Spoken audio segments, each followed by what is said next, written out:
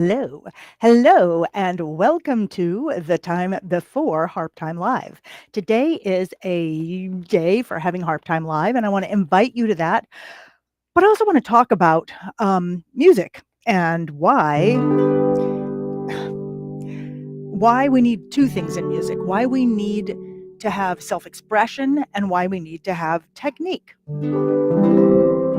And I think this harp may be a little bit too loud, but we'll find out. So, first of all, welcome to the on ramp to Valentine's Day. I've been thinking a lot about love songs, and I am Deborah Henson-Conant. I'm a composer, I'm a performer, and I started playing music when I was 7 with the ukulele. And at that moment, which was a pivotal moment in my life, I saw how patterns could create music. And that changed my life. I felt like, whoa, I have the keys to the kingdom. One of the reasons that I fell in love with the harp is that patterns are so much a part of playing the harp. And you can take those patterns and do them very, very, very simply and be able to be self-expressed very quickly. Or you can take the same pattern, like right now I'm playing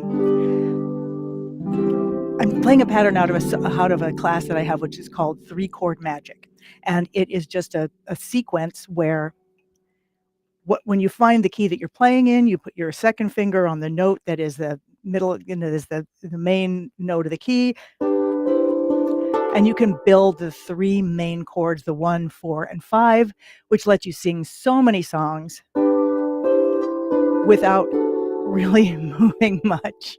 And you can do it with one hand. You can do it with 2 hands.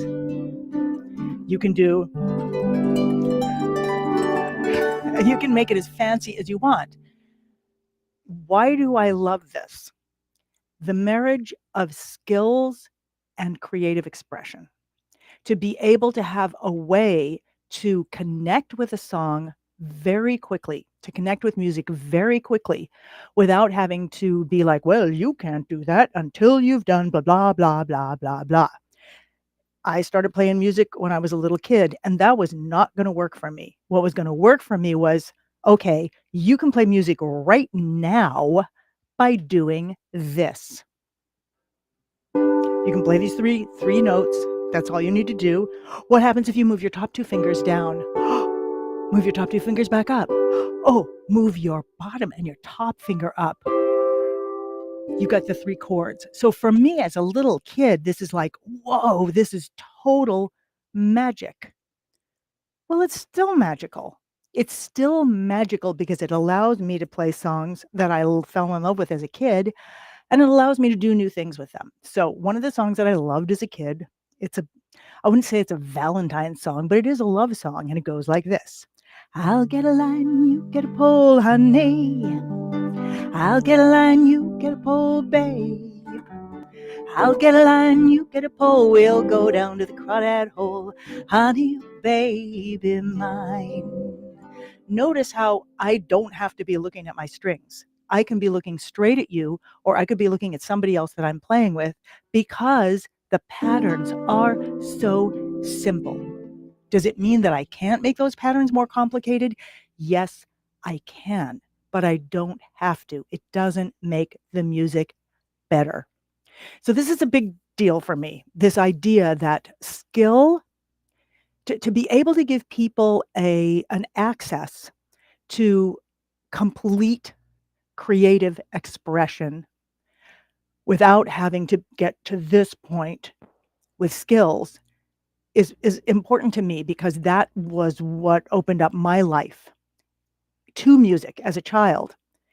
The beautiful thing about that, especially with the harp, and I'm not here to be like everyone should play the harp, although honestly at this point I'm beginning to think they should, for many reasons. But one of the beautiful things about having a way to experience full self-expression without massive skills is that you can ground into whatever skills you have, and then they will start to expand. This is the heart of, I guess you would call it the DHC method, the method that I teach. And it kind of comes out of a principle that you can practice to get something right. You can practice and practice and practice. It's fun sometimes, but you can also take on a practice in which you can do something. I can do this. And I take it on, and if I keep doing it, I can let it get to me. Instead of feeling that I have to get it right, well, I can let it get to me. And even if I do it wrong, well, I can let it get to me until I can sing along. I can ground myself right in until I'm a song. Until I am a song, oh, I can. So I can start where I am. And if I let myself start there, I never know where I will go. And that's the way that I do it. That's the way I like to teach. Because you get the skills, but you don't have to stop. I wish I had something to rhyme with H right there. The point is, the way that music is often taught these days is that you have to, you have to prove yourself. I think that is all over the world. You have to prove yourself. You have to have enough followers. You have to have enough this. You have to do it right. And by the way, you guys, actually, I'm listening to myself, but of course, I have no idea if it actually sounds okay on your end. So one of the cool things about this particular thing, whenever it is that I'm doing this, what do you call this? Hello, this interface is that theoretically we can chat. So if I go here, let's see, notes chat. You can chat with me. You can tell me, depending on what platform you're on, you can tell me, hello, I can hear you. Or as sometimes happens, hello, your mouth is moving and I can't hear you at all. Anyway, that's just getting the technical stuff. So there is always technical stuff. There are skills, there is technical stuff, and then there is connection and creative expression. I am constantly teaching others and myself to focus on connection and not perfection so that I can stay present. Because it doesn't matter how many notes I can play if I'm not connecting. If I'm not connecting to the instrument, if I'm not connecting myself, if I'm not connected to the music, if I'm not connecting to you, like what is the point? So I'm always looking at where can we enter the world of self-expression with the skills that we have. Allow them to ground, because when you let them ground, they will grow. Hello, Grace. Oh, Oscar. Sorry. Hello, I can hear you and the harp and both sound amazing. Thank you, Oscar. I'm excited about your name because I just met this cat named Oscar the other day. And I'm like, yeah, I'll remember that cat's name because of you. So at Harp Time Live is one of the free events that I give to give people a taste of what it's like to combine skills with freedom of expression.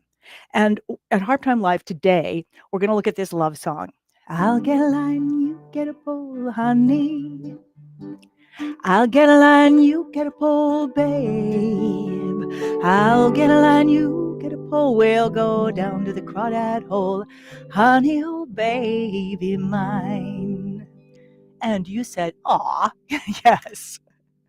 So I love this song as a kid. It's only got 3 chords. Notice I'm able to do it with just this pattern. Dun, dun, dun, dun. But I can do a lot of stuff with that once I get it. First, I just get it. I'll get a line, you get a pole, honey. I'll get a line, you get a pole, babe. I can do with 2 fingers too. A 3-finger like and a line, you can dum da da da da dum. Honey, oh baby mine. I say, honey, oh baby mine. I love this song for a lot of reasons. First of all, it's got a big story because it gets dramatic, because there's tragedy in the crawdad world. But also because it's a call and response and is a special kind of call and response song that I really loved as a kid, where, for example, I would say, I'll get a line, you get a pole, honey. You say, honey. I'll get a line, you get a pole, babe. You say, babe. I'll get a line, you get a pole. We'll go down to the crawdad hole. We all say, honey, oh, baby mine. And I like to repeat that. Honey, oh, baby mine. One more time. Honey, oh, baby mine. What I'm going to teach today is I'm going to teach that pattern, which gives you, it's like it gives you access. So much of what's important to me is about access and adaptability. Now, I write music for symphony orchestra. I play on symphony stages. I can teach jazz as well as other kinds of meditation. Other kinds of improvisation like meditation, improv. So it's not that, but creating access, creating the experience of access, and creating the experience that this is good enough. This is good enough. This is good enough. This is good enough. This is good enough. This is good enough. It's all good enough. This is good enough. I'll get a line, you get a pole, honey. I'll get a line, you get a pole, babe. I'll get a line, you get a pole. We'll go down to the crawdad hole, honey, baby mine. So you begin to understand that self-expression doesn't have anything to do with the level of technical ability that you have, but it does have to do with trusting the level of technical ability that you have so that you can actually be with it. Like when I was first learning the harp, I felt like, I learned as an adult. I played the piano and guitar and stuff, but I never learned to read music. And I started reading music and playing the harp. And it was really hard for me to do all these things. Like trying to read music was super hard. Still pretty hard for me. It's just not what I do. But when I stopped trying to read music and I just went for the patterns and I did what was easy for me, which was singing, I felt like such a fake. I thought, I don't even know all the thoughts that were in my head. They were like, if any harpist walked in here, they'd know what a fake I was. And how can I possibly, be lying to all these other people? So I didn't allow myself to actually enjoy and express and lean into the self-expression that I had. So if I could do this, I'll get a line, you get a pull, honey. I'd be like, well, that's not good enough. I should be doing, I'll get a line, you get a pull. Or I should be doing, I'll get a line, you get a pull. Like I was always, it's not good enough. I'm not doing enough. And basically got to the point that like, well, if I can do it, it is by nature, therefore not enough. And so I kept trying to prove myself and prove myself, which was really interesting because I got to develop all kinds of skills. But it wasn't until I began to understand that that it wasn't about how fancy and complex my skills were. That is not what was moving people. That is not what made a difference. That is not what allowed me to make a connection. That is not what allowed me to create a situation where whatever I was playing was fun for me and for the people listening. And that's why I really want to show this today. I just want to show this pattern because the other cool thing, hello, less is more. Well said. Thank you, Oscar. Because another thing that's really great about this particular pattern, which comes out of my class, what is it called? It's called Sing and Play Harp. 3-chord magic. It is 3-chord magic. Really is 3-chord magic. One of the things that comes out of it, again, goes to patterns. Don't get me started on like how powerful the harp is for patterns. But once you get this pattern, so I'm playing this pattern in the key of G. I get a line, you get a pole, honey. I'll get a line, you get a pole. Look, I can dance even. I'll get a line, you get a pole. We'll go down to the crawdad hole, honey, baby mine. Now, when I came in here to the studio today, I wanted to play it in the key of C because I love playing stuff in the key of C because it kind of grounds people in the key of C. So I came here and I started playing in the key of C, but I'll get a line, you get a pole, honey. I'll get a line, you get a pole, babe. And I was like, okay, that's not going to work. What's amazing about this pattern, and this pattern is a foundation that can be expanded and expanded and expanded and expanded, is that I put the harp in a new key. I change my reference point of this finger. This is it. I'm just changing where this finger is. Instead of putting it here, I put it here. Everything else is exactly the same. I've changed the key on the harp. Everything is the same. If I don't look at the harp, it feels exactly the same, except that my hand is a little bit up. So I'll get a line, you get a pole, honey. Now, let's say that that's just a little bit too high. I can put the harp in the key of F. And now I'm going to change my reference point. I've changed the key that the harp's in. My friends, one of the things I love about the harp is it is the only instrument that I know of that the harp changes key. So my brain doesn't have to try to change key. The harp did it. I just changed the key of the harp. Now, everything is the same. Except it's different, okay? Now, everything's the same except it's different. Everything's different, so it's the same. The harp has changed, and so I can use a different reference point and have exactly the same patterns. Now, I'm going to point to the F as my reference point. I'll get a line, you get a pole, honey. I'll get a line, you get a pole, babe. I'll get a line, you get a pole. We'll go down to the crawdad hole, honey, a baby mine. Now, once I've grounded that, I can start doing all kinds of things with it. Once I'm comfortable with it, I'll get a line, you get a pole, honey. I'll get a line, you get a pole, babe. I'll get a line, you get a pole. We'll go down to the crawdad hole, honey, oh baby mine. And if I get lost and I get off, okay, fine. Then I look back and I find it.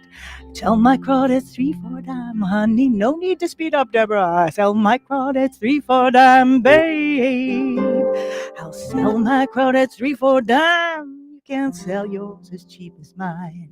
Oh, honey, oh, baby mine. Now I put a fancy chord in there, and I was able to come back to this simple pattern.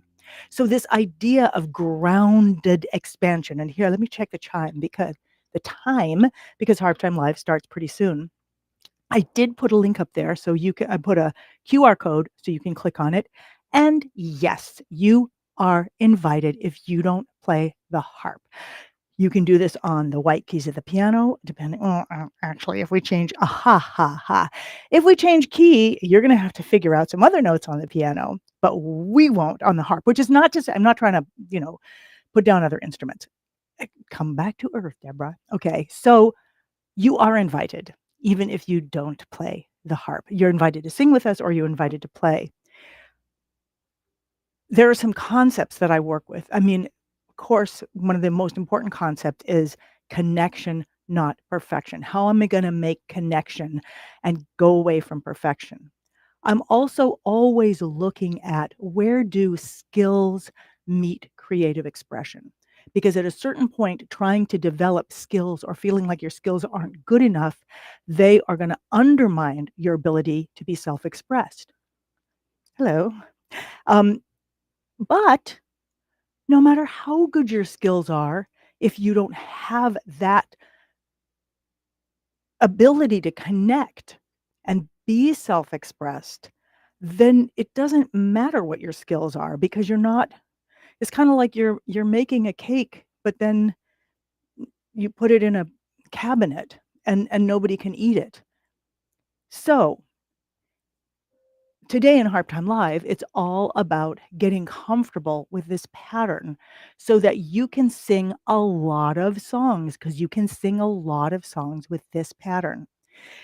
So I'm gonna do it one more time, and I'm just gonna go from really simple. I'm gonna put the harp back in the key of G. So now if I were to play a scale, I'm playing a scale in the key of G. I'm just gonna start super simple, and then I'm going to allow myself to get more complex, but always to be able to come back to this, to the simplicity of it, and also explore where I can be more what else can I be self-expressed with? Can I be self-expressed with story? Can I be self-expressed with singing? Can I be self-expressed with movement? Can I be self-expressed, with silence? I don't know. But when I have this grounding, I'll get a line, you get a pole, honey. I just discovered I don't have to go any faster to get self-expressed. I'll get a line, you get a pole, babe. I said, I'll get a line, you get a pole. We'll go down to the crawdad hole, honey, oh baby mine. I'll sell my crawdads 3-4 dime, honey. Sell my crawdads 3-4 dime, babe. Sell my crawdads 3-4 dime. Can't sell yours as cheap as mine, honey. Oh, baby mine. I'm speeding up and I don't want to. Well, I'll start at the beginning again. I'll get a line, you get a pole. I'll get a line, you get a pole. I'll get a line and you get a pole. We'll go down to the crawdad hole, honey, oh baby mine. I'll sell my crawdads 3-4 dime, honey. Sell my crawdads 3-4 dime, babe. I'll sell my crawdads 3-4 dime. You can't sell yours as cheap as mine. I said, honey, oh baby mine. And what you gonna do when the well runs dry, honey? What you gonna do when the well runs dry, babe? I said, what you gonna do when the well runs dry? I'm gonna sit on the shore and watch them crawdads die. I said, honey, oh honey, and from them crawdads in them streams, honey, ooh, babe, I said, from them crawdads in them streams, tonight we're gonna have crawdad dreams. I say, honey, oh baby, honey, oh baby, honey, oh baby, honey, oh baby, honey, oh baby, honey, oh baby, honey, oh baby, honey, oh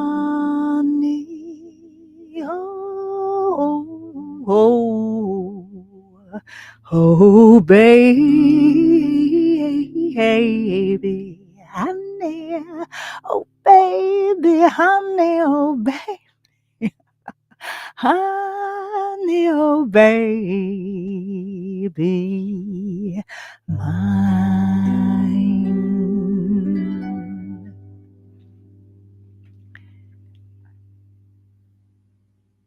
for me, this is really fun.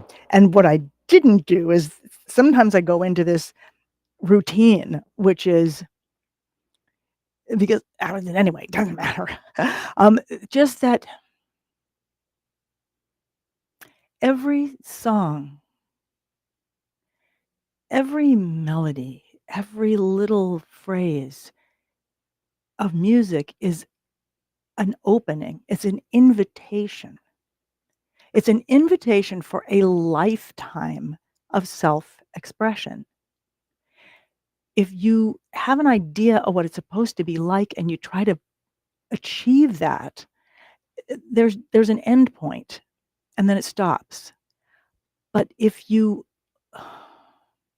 know how to meet music in that place of connection, to allow it to be simple, to connect with it, and then let it expand,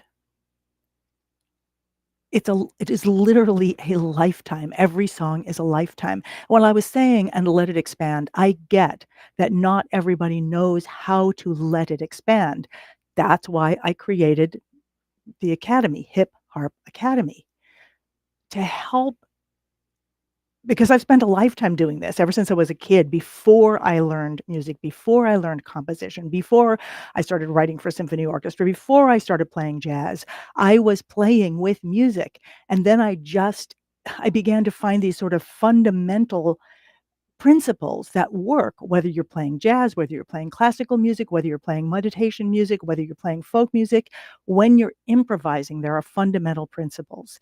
And so sometimes it takes somebody to show them to you and just to open the doorway a little bit so that you can start shifting from that world of perfection, achievement, proving yourself by being able to play something perfectly, to shift over to the other world, the other dimension, the other side of the looking glass, where you are playing with music, where it doesn't matter how complex it is. The complexity is not what makes it beautiful. Your ability to be with it and express through it, regardless of how simple it is, that's what makes it beautiful, because then you are creating an experience for yourself and anybody who's listening to you of freedom and joy and play. That's what I love to see, that's what I love to hear, and it's what I love to do, and it's what I love to teach. So, come to Harp Time Live today, and if you wanna take this all the way and you play the harp, come to Hip Harp Academy, which I don't have a link for there. But let's see what time it is. Oh, hey, any questions? Oscar saying, "Thanks so much for sharing your knowledge and talent." Thank you. I love sharing this stuff, and one of the reasons I love sharing it is because the more I share it, the more I understand it, the more I get how powerful and fun and freeing it is. And sometimes I am freer when I'm showing you how to do something than when I would just like get up on the stage and do it myself. Why? And this I find really fascinating. Permission, the sense of permission. And this goes back to something I said earlier. So I just want to leave you with this idea that you do have a right to be self-expressed with something as simple as, "I'll get a line, you get a pole, honey." Or you might be, "I'll get a line, you get a pole, honey.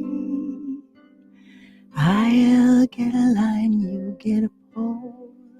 I'll get a line, like you don't have to play the whole song. Every song has a million, maybe not a million, I don't know, I haven't ever tried. Every little song has a bunch of other little songs, just like a tree has a lot of leaves and a lot of seeds to make more. Every song has the same thing. Just the beginning of the song is the start of a whole other thing if you can play with it." So go forth and harp on your right to play joyfully and share joyfully what you can do and what you can express musically without feeling that it always has to be better. You always have to do more. Trust it that if you play it and play with it and let it be free, it will actually lead you. And if you want to be in a group of people who are committed to that, then come check out Hip Harp Academy. And thank you so much. I hope I see you today in Harp Time Live and many, many more times.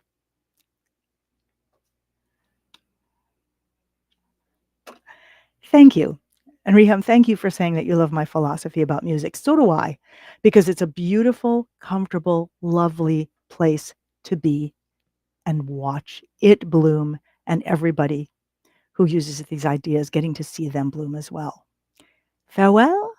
I will see you soon. You know what I'm trying to do right now? I'm trying to like make it look like I'm not trying to find that button. I'm like, I can hit the button without making it look like, okay, I've got the thing on the button. Now I'm going to pretend like, okay, bye. Oh no, there's another button.